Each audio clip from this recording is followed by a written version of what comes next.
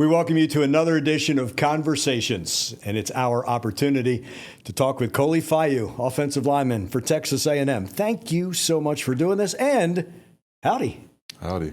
How many howdies did you use when you were growing up in Washington? Oh, none at all. I don't remember a single one never being used. None at Utah either? None. No? Absolutely none. Now it's second nature to you, isn't it? Yeah. Everywhere I go, it's always howdy.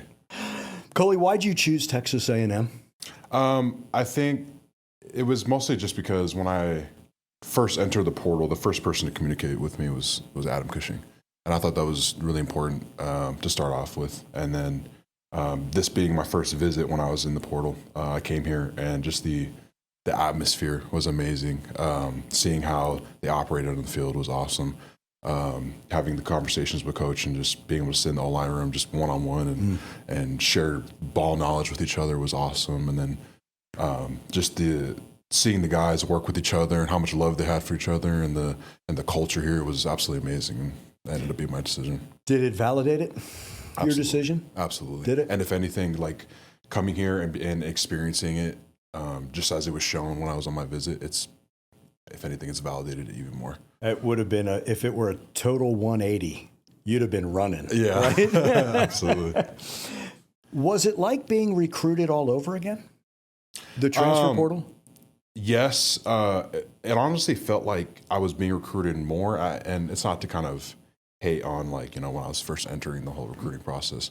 But I think having the college film and my college experience when I was at Utah really, helped my recruiting process. How'd you get from Washington to Utah?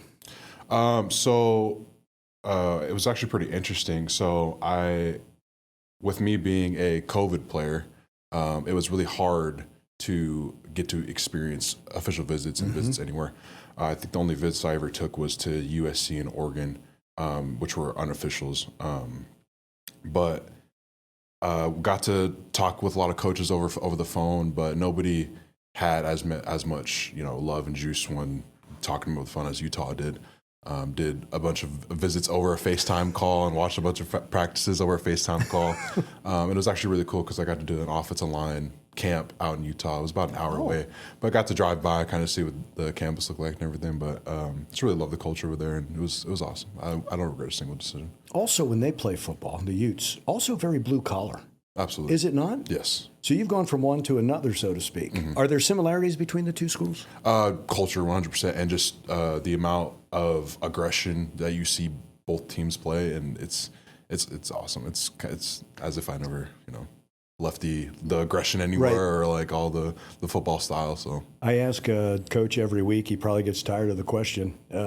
The SEC is a line of scrimmage league, isn't it? Oh, 100%. 100%. And with this offensive line, Koli, understand how I ask this. Not all of you came back. And this wasn't because there was nowhere else to go. This group wanted to stay together for one more year, didn't they? Yes. Was that important that when you started realizing you're coming back, Trey's coming back, Chase coming, Rajay coming back, all these guys coming back, did it fuel you after last season about what's ahead for this year? Yes, absolutely. I think what also added to the fuel was the outcome of last year wasn't exactly what we had hoped for. With the run we had during the middle of the season, it was very bright looking forward, but the outcome that we had wasn't exactly what we wanted.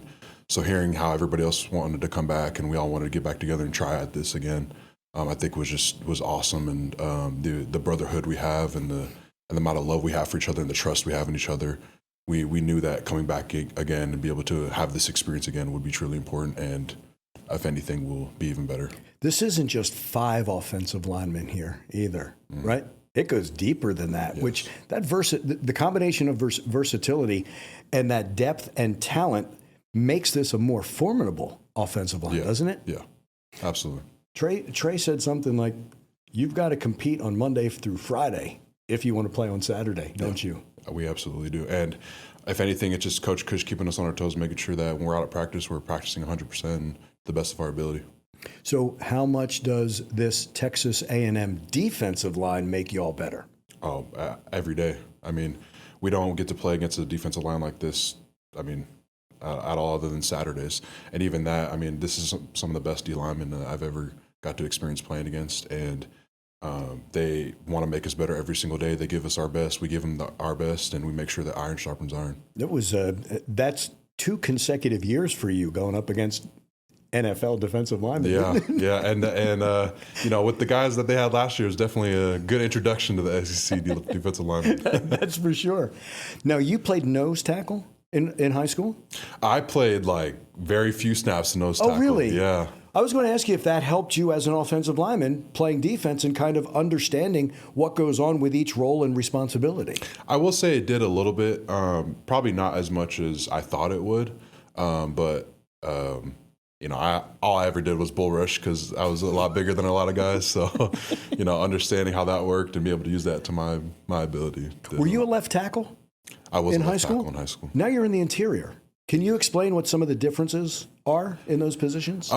Being at center, I got to know what everybody's doing. I got to know also what the defense is doing. Being at left tackle, I was just listening to what the center had to say and kind of what the call was and do what they say. I didn't have to worry much about the formation, just kind of who the guy was across from me, what they did. But being at center, there's a lot more I have to know. I got to know defensive formations, what could possibly come from each direction. My old high school coach liked to put it as, you're the center of the O-line. Mm-hmm. Or not the center of the line, you're the QB of the O-line. Mm-hmm. And it's definitely a lot of pressure just because if someone makes a mistake on the O-line, all eyes are on me. Right. And with that type of pressure, sometimes things can be difficult. But if anything, I feel like it makes me better because it lets me know that, if I got to make the call, mm-hmm. and if the guys trust me enough for me to make that call and do it and execute it, then that's as important. Because of that trust, when you turn from the huddle, if we huddle and get to that line, you've got Chase beside you, you've got Armaje or Mark, you got Trey, Demetrius, or Deuce on the ends. Because you all have played together, there's that trust as soon as you all go to that line. They trust you to make that right call, don't they? Yes. And it's very awesome, too, because if I'm very questionable about a call, I have them right next to me, and they also know what's going on. So they also help me out with some of those calls, too, which is it's very great to have, just to know that, the guys besides me aren't just looking at me for the call. They also kind of know what's going on, so it's very helpful. I got you. I asked Trey Zune the last time that we sat in this room. He wasn't sold. That's how I'm going to start this. Are tight ends a sixth offensive lineman? Oh, man. That's kind of where he was going too. Yeah, I don't quite know. I really appreciate them a lot because they do help us a ton. Yeah. I put them in kind of a neutral position to where if we need them, we 100% accept them and they're a part of us. Right. But when they need to go out and catch a ball, then they can go out and do that. But yeah, we like to make fun of them a little bit just when they're out on the edge blocking. Sometimes they'll, mess up the blocking just a little bit. But like I said, we appreciate them a lot, and we wouldn't be where we are without them. It's that position has evolved, hasn't it? Like if you talk about running backs having to be complete, really good teams have complete tight ends. Yes. Don't they? Where it is that sixth offensive lineman, but also the tight end who can catch and usually over the middle, but also like a hybrid wide receiver. Like Amari Nyblack is that hybrid. Yeah. Is he not? Oh, absolutely. Like a freak athlete. And and seeing those last few catches he had from these past couple of games and how he was getting out right off the sideline, it was crazy to see. So, I mean, almost like receiver athletic. Exactly. And just what Theo is making himself into is really something special since he's been here. I know it's, you're seeing the second year with him, but he's really become fantastic at tight end. That's our rhino. It's exactly right. I was talking with Reuben Owens, and he was saying that when he first came as a running back, we were talking about being complete, and he said, look, when I first got here, I just wanted to run the ball. He goes, I was doing high school Harry stuff out there. Mm.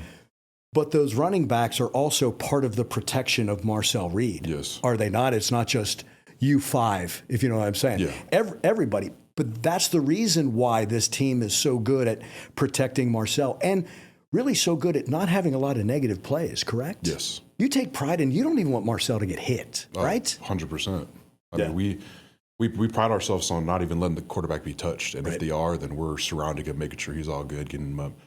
But we have a lot of trust in that running back group. And we understand that we want to put specific people on them. We don't want to give them, a D-end or a defensive tackle. So when we're blocking and we're making sure that we're putting guys on guys, we're making sure that, they have the right people on them and we have the right people on us, just so that it doesn't stress them out too much. So, very simple thing, but I think it goes a long way. When your running backs get tackled, you're picking them up, or Maje's picking them up. An offensive lineman is putting that hand down to help them up. That's important, isn't it? Yes, 100%. I mean, it just shows that, we have their back all the time. And even when they're being tackled, we're trying to push them even farther, and we're there to pick them right back up. That's something to practice every week, just kind of getting down the field, making sure we're surrounding the ball. Because, at any point, that ball could pop up, but we're going to be right there to get it back for us. It's just the smarts in the game of football, right? Yeah. You remember your first start against Cal? I do. How was it? Very scary. Was it? Yes. And I think it was mostly because it was my first ever experience starting. And so I felt like there was a lot of expectations and a lot of eyes on me because, it was a spot that I didn't want to lose, but a spot that I also had to upheld and not necessarily play perfect, but play to the best of my ability to prove that, that was a spot that I earned. Yeah. But yeah, it was. Did it get easier as the game went on for you or yes, or as the games, each successive game? Both. I think for that first game that I was playing in, it got easier over time because I got more comfortable. I knew what I was going up against. I knew that what I was experiencing and the guys I was going up against, it made it a lot easier. And over time, I started to build more chemistry with the O-line that I was with, and know that, I trust you, you trust me. Let's go out there, just have fun, play our game, and let's do what we've always been doing. Is that part of Koli didn't want to disappoint his teammates? Did you put pressure on yourself? Yes. And I think that's mostly because I was setting high expectations for myself. And just like any other player, that's what they do. But I also, I have family. I didn't want to disappoint them. I also didn't want to disappoint my coaches. Mm-hmm. So I just, went out there, put my head down, did my thing like I always did during practice, and just played my game. Do you remember your first game here? Yes. Do you? Yeah. And it was very, sad, especially from what happened with Mark.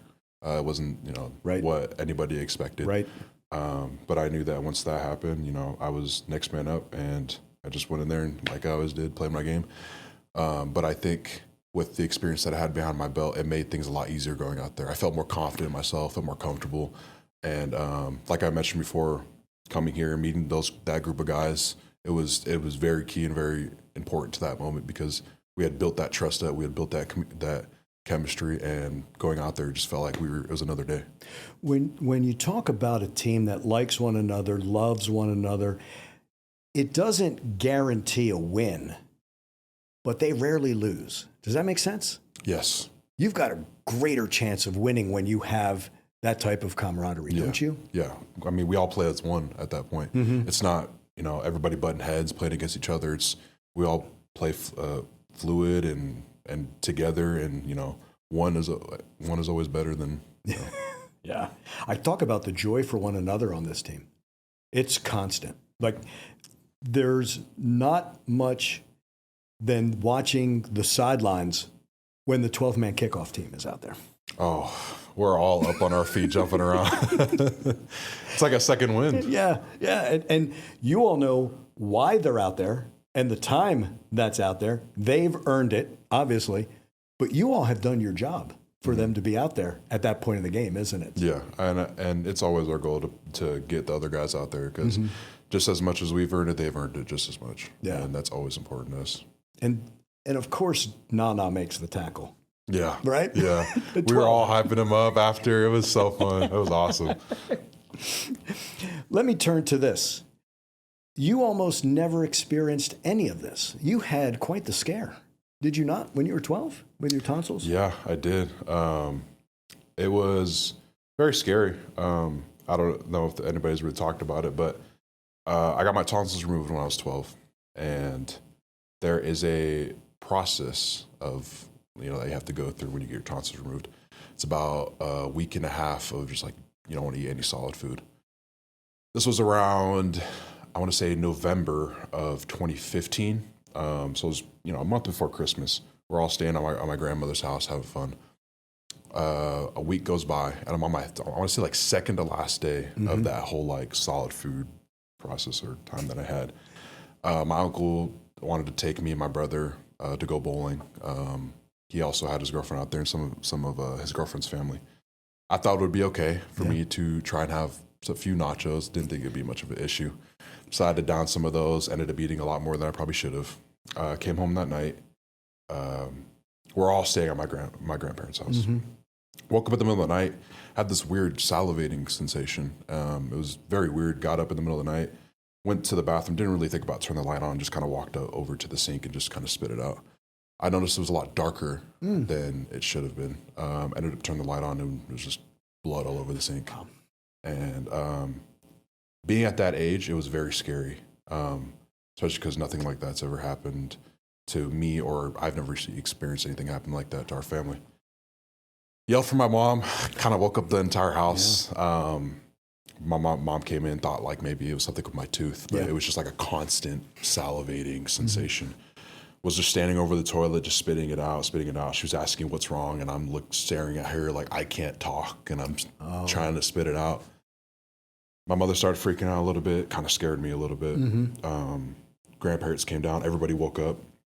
I'm sitting out in the living room. My mother gives me just like this bowl, and I remember that I was sitting there just kind of not looking at anything, just looking at the bowl and just like spitting all the blood out, wondering like what is going on. My parents obviously assumed that it was something from the tonsils. I tried to open my mouth, back of my mouth, or my throat, which is bleeding. Parents rushed me to the hospital. Got to the hospital, put me in a bed, just gave me like this tube. It was just like a suction tube, just kind of sucking all the blood out, trying to get as much of it from going down my throat as they could. And sat there for probably like 15, 20 minutes. They got the emergency room set. They ended up being able to seal my throat. They told us that the incision in the back of my throat ended up reopening because I ate the solid food. Gotcha. And so I ended up having to be in the hospital for about a week. They ended up telling me I had something called hemophilia C factor 11 deficiency. Oh, wow. And basically what that is that my blood clots a lot less than a normal person. Gotcha. And so if I were to get it cut, it bleeds a lot more. And I'm thankful to say that I have the version C of it. There's 3. There's hemophilia A, B, and C. A being the worst, where if you get a cut, you get rushed to the hospital. And so when I got told that, I kind of got really nervous and scared because I was like, oh, okay, is this going to stop me from doing anything? Right. Ended up having to talk to like a hematologist at that time, and sealed my throat. We had to get plasma for a few weeks, and then I want to say right before Christmas, or not right before Christmas, about a week or so before Christmas, it ended up reopening. Ooh. And we weren't quite sure from what. We just know that it reopened. I was bleeding out again, and I got rushed to the hospital. Told me that that the back of my throat tried clotting, but it couldn't like scab up. And ended up bleeding out more. I had to stay in the hospital for about a month and a half after that. Missed Christmas. Wow. I had to have my family come and spend Christmas with me in the hospital. Yeah. Had a bunch of friends and family. Missed school for a while.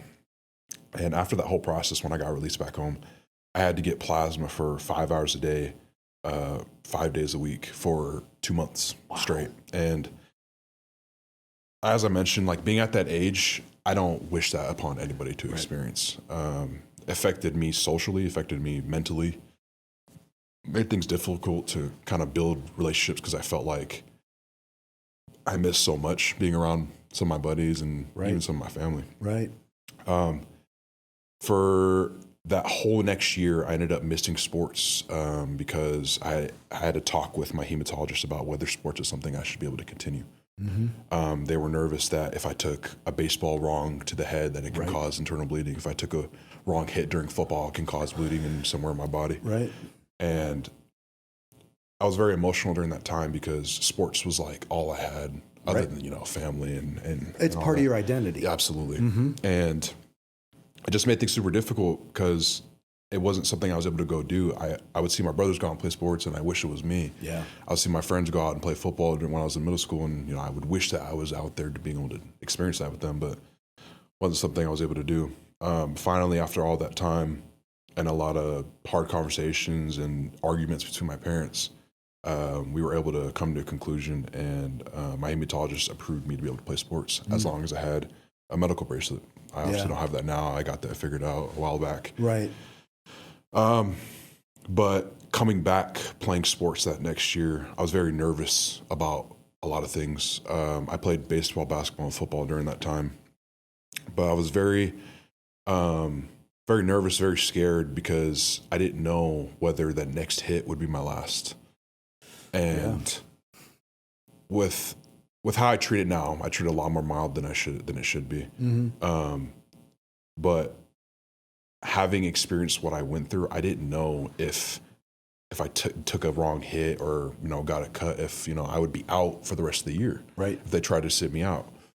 Had a few hiccups, ended up being okay. Yeah. And I'm grateful to say, like, I haven't had anything major. I've had my fair share of injuries and stuff, but nothing too crazy for them to try to take me out or try to tell me that I'm done playing sports because of my hemophilia. Yeah. And so I've just done my thing and played every snap like it's my last, and yeah.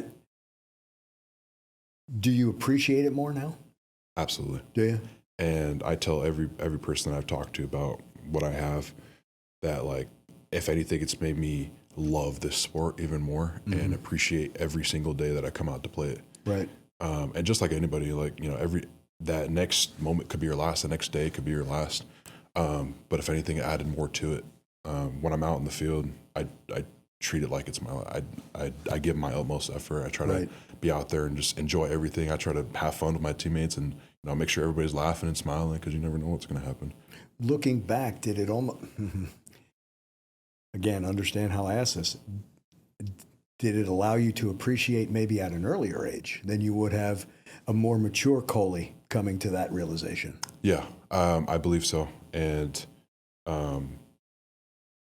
having played all the sports that I did growing up, it made me look at it definitely in a more mature way. Yeah, I had my fair share of having fun, but it also just showed me that there's, how do I put it, like, it just grew a whole new love for the sport. And it was, I appreciate it, and I'm very thankful for everything I went through, and I wouldn't take anything back, because obviously I wouldn't be the person I am today without it. I was just like we were talking about how you thought sports defined you, or you thought your friendships defined you, and yet as you get older, that moment has helped define who Koli is now. Correct? Yes. It's a hard thing to go through as a middle schooler, though. Oh yeah, it was very scary, and I'd like to joke around about it just because it's the past now. But yeah, it's, as I mentioned, it's nothing that I kind of wish upon anybody to experience. Yeah, and it truly did mess me up a little bit. I went through a little stage when I was younger of just kind of trying to isolate myself. But yeah, is that when the support group really comes? Is that another realization that you've got the love from a whole lot of people? Yeah. Absolutely. And if anything, I really appreciate my brothers, my youngest brothers. They didn't quite know what was going on, but they stayed the same. They treated me as the oldest, still try to joke around about a bunch of stuff, but I love them and appreciate them for everything they did during that time. I laugh because brothers knowing brothers, who offered you nachos the next time? Oh, my brother, the one under me, he's 20 years old now. He likes to joke around every time we go out and just eat and say, like, oh, better make sure that doesn't cut the back of your throat. A little dark humor, but it's just brothers being brothers. we're as close as anybody else, and we love each other and we appreciate each other, and I'm thankful for everything he's done. For as much as college sports has changed in 2025, whether you want to go with NIL or the portal, all of that, relationships still matter. So what you were seeking out for yourself, that support group, was A&M able to give you all of that as well? And is that why it was comfortable to make the decision, and as we talked about, validating the decision? Yeah, and it was also really cool because, as I mentioned before, I've never met a group of guys like this, and the amount of love and support we have for each other, and always making sure we're good, like each other, is really good. It's great. A perfect example of it is Armage. He's, after every practice, he's always making sure we're all good, always checking in with each other. Yeah, and even when we notice stuff with him, we're always making sure we're all good, because at the end of the day, our mental health is so important, and it's such a key to and important to not like today's day and age. I just learned this week, talking with Coach Elko, that every Friday the injured players get together, and it's almost like a mental health day. One, if you're injured, you're always around the program, not isolated. But that Friday, making sure. And I think that's a huge step, because you remember when you were younger, anytime it was mental health, that was thought to be a problem. Now, you know what I mean when I say problem, like, oh, there's something wrong with that guy. He's got to go. Yes. And then that has been a 180, which, do you find that very helpful as an athlete? Yes. To know that you have that support? It's great to know that people who are having those mental health experiences aren't just being put to the side. Right. It's priority. It's top priority. And it's so important because, like, as I mentioned, our mental health is so important, and it causes so much of the outcomes that we do every single day. It's great to see, those guys going through those injuries and being able to keep them around us and not push them away, and know that, you guys are still a part of us. You guys still experience all this with us. And if anything, even without people trying to do that for us, we try to do it ourselves and keep them around us and let them know, like, we're here for you. Like, we got your back no matter what. And you almost think like that's the standard now, and it's not everywhere, but that's how close y'all are. Yeah. Do you think it helped Mark last year, and do you think it helped Deuce this year? Because, hey, Ruben said it about Le'Veon. I need Le'Veon because I need for him, I need to be able to talk with him. I need what he has in his mind. And if he sees something in me, like, make it of value. Like, I know you're not playing, but man, I know you might be seeing something that I can't see. Like, I can use your experience and all that you know. Do you find that helps with the injured players, that they can still give that kind of support? Yeah, all the time. I mean, even Mark last year, he would give me a few stuff on whether it was something I need to work on or something he saw that I didn't. Yeah. And I appreciate that so much. Even with Deuce this year, I know that he had his little hiccup, and he's back now, and we're so happy that he's back. But his juice that he has around us, the amount of, like, passion and all the jokes he tries to make with us, like, we love having that around. He still continues to have that even when he was injured, and we love that. So you said you played basketball. Deuce played basketball. Some of his highlights are impressive. Yeah. Demetrius played basketball. That's a heck of a front line right there. I mean, I'm not the best, obviously. I had my time when I was younger, but yeah, I know Mark played as well. Did he really? Yeah, we like to make fun of Trey, trying to say if he could play and stuff. And we're all, like, joking around, talking about whether we should run 5-on-5 with the O-line, see who's really the best. Even Lamont plays, and Lamont's a big cat. And Deuce and Lamont have gone back and forth trying to say who's better. Even Crown's joined the conversation. So. When Demetrius came, when you saw him listed on the roster, athlete. Wasn't tight end, wasn't D-line, wasn't O-line. It was athlete. And the first thought being, is he? And then you watch him out on the field going, that's exactly what he is. Yeah, Crown. Exactly. Yeah, we've tried to race Crown a few times, and he's absolutely dusted us. And it's funny because Deuce and Crown always like to go back and forth on who's faster, and we all know who's faster. Yeah. No shade against Deuce, but we know. But that speaks to the closeness of that line, doesn't it? Yeah. That you have that. It's unique. Well, every line in the country, it's unique to you guys, isn't it? Yeah, and I mean, we do O-line dinners. We do anything outside of this. We all game together. We all talk about things outside of football, and it's great to know that we're with a group of guys that, isn't 100% all eyes on football, which when we're on the field, it is. But when we're outside of it, we always, we try to find stuff to do together and keep that close bond or relationship. You need to remove it at times and get away from it because you give so much while you're, and not just on the practice field. You do it when you're lifting. You're doing it when you're looking at film, like all of that. You need that time, do you not? Yeah, all the time. And even when we try to get out and do stuff, we always try to do it together. Nice. And we all notice it with each other. We all have that switch when we cross the lines. And sometimes, we do get a little chippy at each other. Mm-hmm. But if anything else, all for the love of the sport and that we love each other, we want to make sure we're getting the best out of each other. Trey Zune said this, and I love this quote, and I'll ask you the same thing. He said, "We're choosing excellence, not success." The difference between a standard and just being successful on one play, correct? Mm-hmm. We're doing this every rep. Every single play. And we talk about it every single day in the meeting room. We're going to come out there giving our best effort, and we're going to be the ones that lead the offense.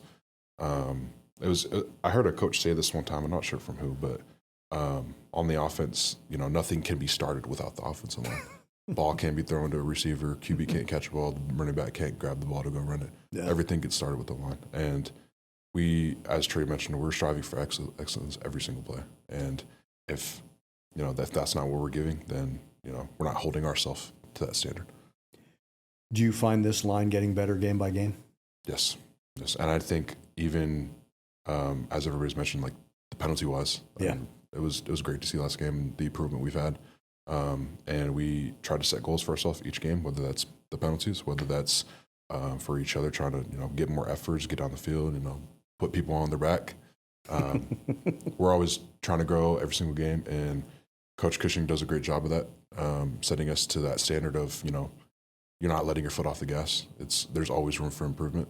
So, do you ever feel bad for the chair that Armage beats up every week?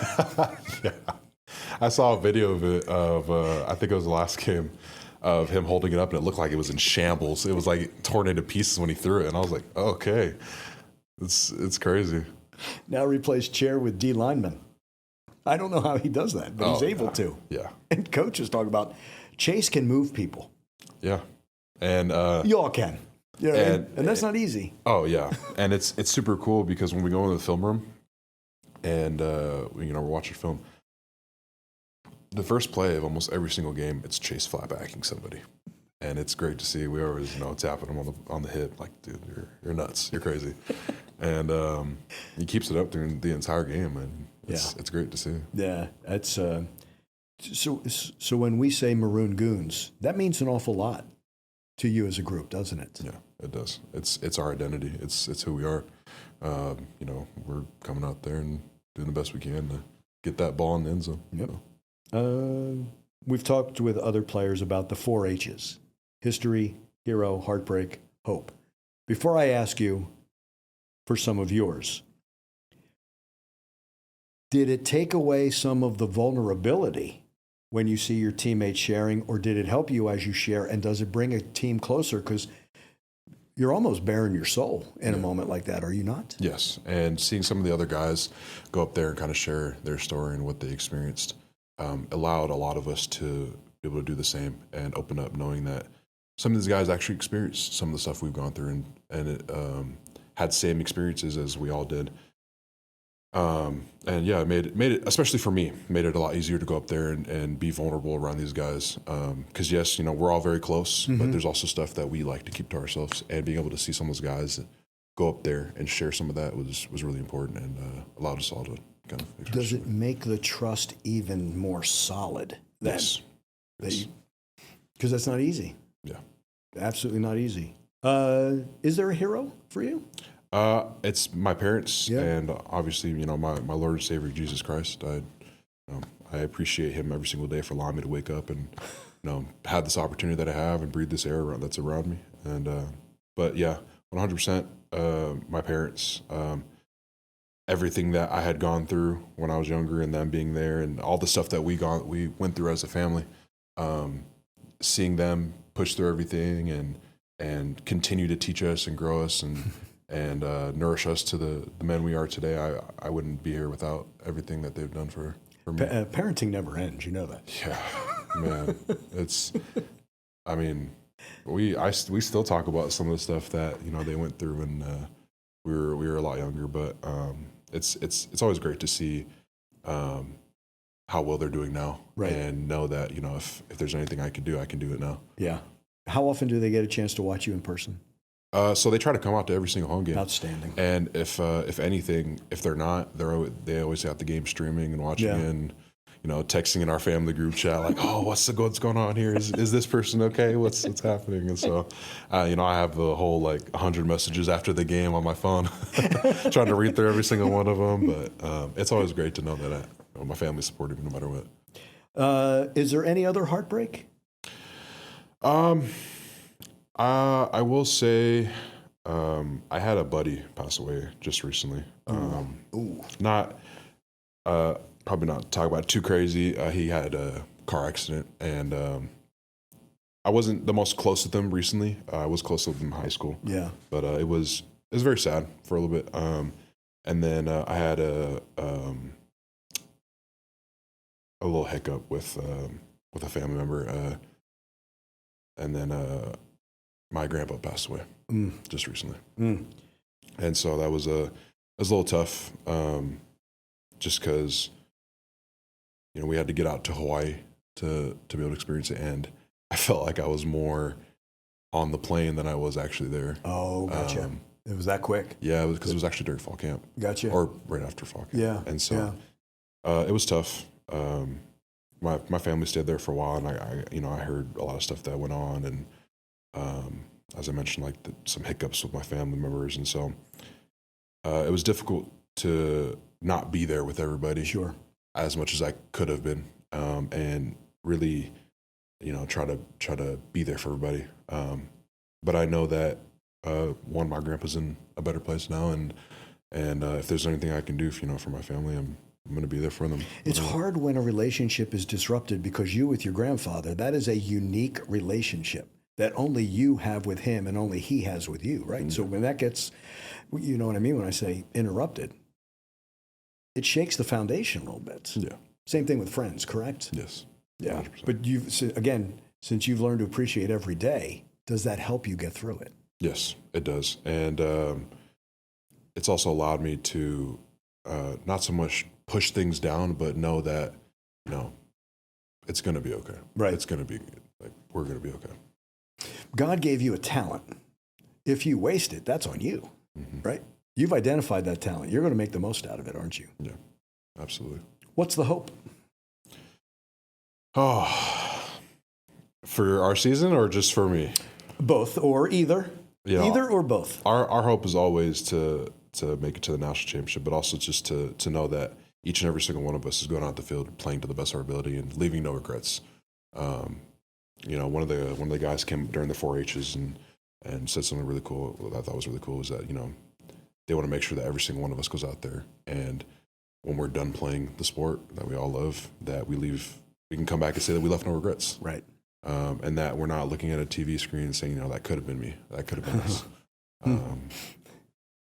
And then, for myself, it's always, working to be the best person I could be, to be the best husband that I can be, best athlete I could be, but, also, if we plan to have my family, be the best father that I could be, and know that everything that I put out onto this field is to the best of my ability, and also be able to be the best friend that I could be.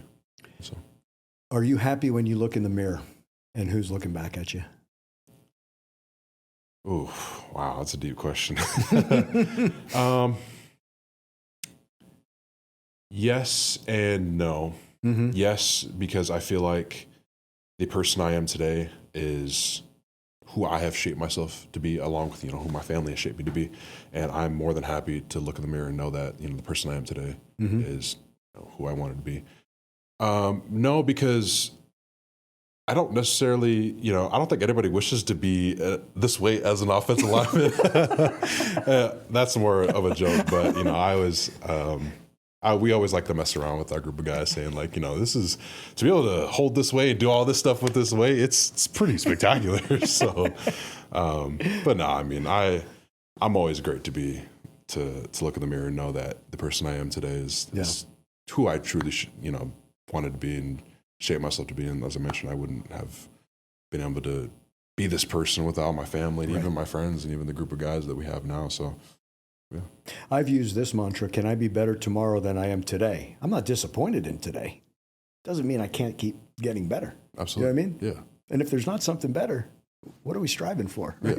Yeah. And I was going to say the fifth H, you said it, husband. Do you have to be married to be on the offensive line? Texas No.